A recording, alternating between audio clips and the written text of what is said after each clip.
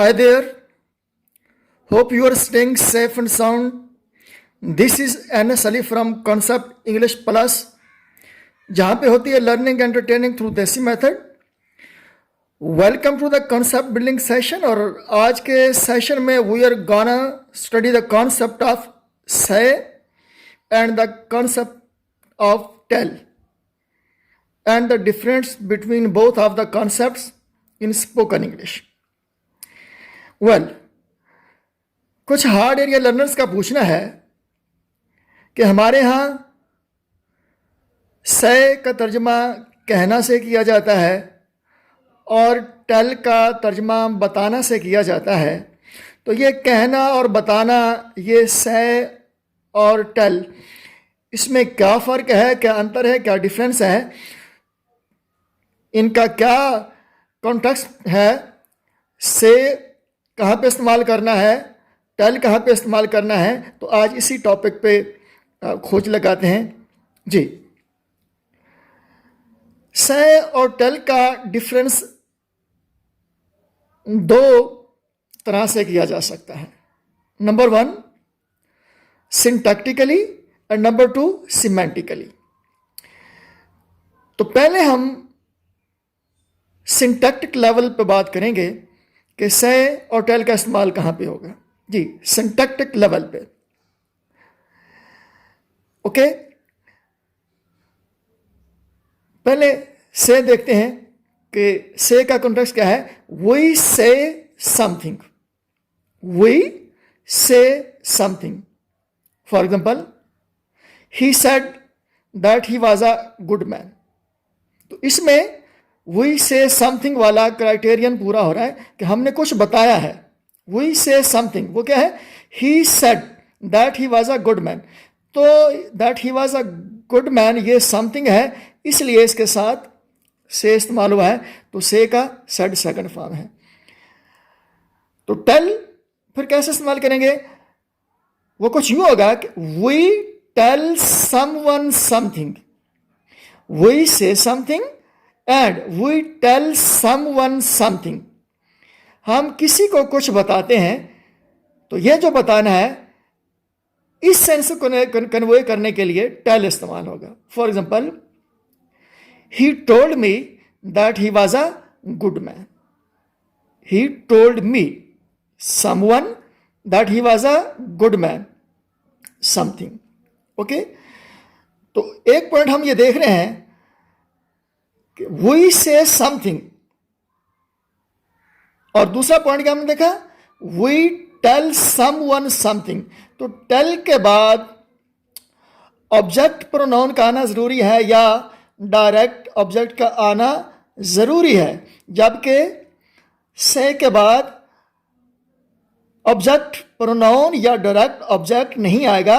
अगर ऑब्जेक्ट आएगा तो वो किस शक्ल में आएगा वो देखते हैं आगे. ओके. तो एक फर्क तो ये हो गया कि वी से समथिंग से, और tell we tell someone something. और बिल्कुल इसी के इक्विवेलेंट जो है वो है we say to someone, we tell someone. और इसके पैरेलल क्या देख रहे हैं हम, वी से टू समवन. यानी अगर से के बाद ऑब्जेक्ट आएगा तो वो डायरेक्ट ऑब्जेक्ट या ऑब्जेक्ट प्रोनाउन नहीं आएगा, बल्कि वो प्रपोजिशनल ऑब्जेक्ट आएगा. For example, he said to Ali. तो ही सेड टू अली, तो टू अली आया है, तो ये प्रपोजिशनल है. ये सिंटैक्टिक वेरिएशन है इसका, number one. Number two,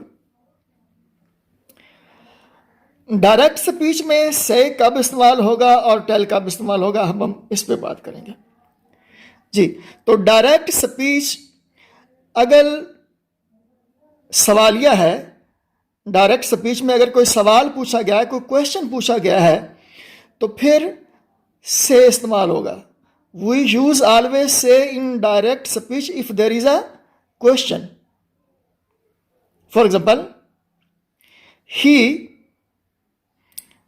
said, अब ये रिपोर्टेड स्पीच शुरू हो रही है, डायरेक्ट स्पीच वो क्या हो रही है, शुरू हो रही है, वो है was he a good man. He said, inverted comma शुरू, was he a good man, सवालिया निशान, इन्वर्टेड कॉमास बंद। तो ये डायरेक्ट स्पीच में सवाल पूछा गया है, इसलिए यहाँ पे से का इस्तेमाल हुआ है। तो से का सेकंड और थर्ड फॉर्म जो है वो से सेड सेड बनता है। तो यहाँ पे आएगा he said was he a good man. तो ये डायरेक्ट स्पीच में सवालिया अंदाज अपनाया गया है, इसलिए से इस्तेमाल करेंगे, टेल इस्तेमाल नहीं होगा। तो यहाँ पे he told was he a good man ये कहना गलत है, और he said was he a good man ये कहना सही है। ओके। और अगर डायरेक्ट स्पीच में सवालिया अंदाज ना अपनाया गया हो, बल्कि कोई इंस्ट्रक्शन या इंफॉर्मेशन दी गई हो, तो फिर टेल इस्तेमाल होगा, फिर से इस्तेमाल नहीं होगा। For example, the teacher told us read loudly.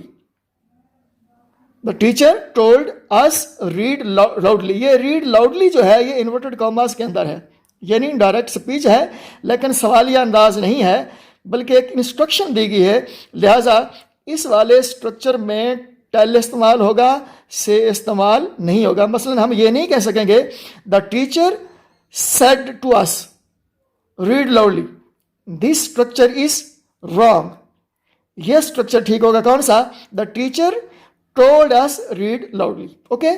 फिर देखते हैं इनडायरेक्ट स्पीच में से और टेल को कैसे इस्तेमाल किया जाएगा। जी, अगर इनडायरेक्ट स्पीच में सवालिया अंदाज ना अपनाया गया हो, बल्कि सिंपल मोड हो, कोई स्टेटमेंट हो, तो फिर से भी इस्तेमाल हो सकता है और टेल भी इस्तेमाल हो सकता है। Okay. For example, he said that she was my teacher. उसने बताया, उसने कहा कि वो मेरी टीचर है। ये कहना भी ठीक है और ये कहना भी ठीक है। क्या? ही told me that she was my teacher. ये दोनों स्ट्रक्चर ठीक हैं अगर इनडायरेक्ट स्पीच में सवालिया अंदाज नहीं है। Are you picking the point? She said that she was my teacher, ये भी ठीक है।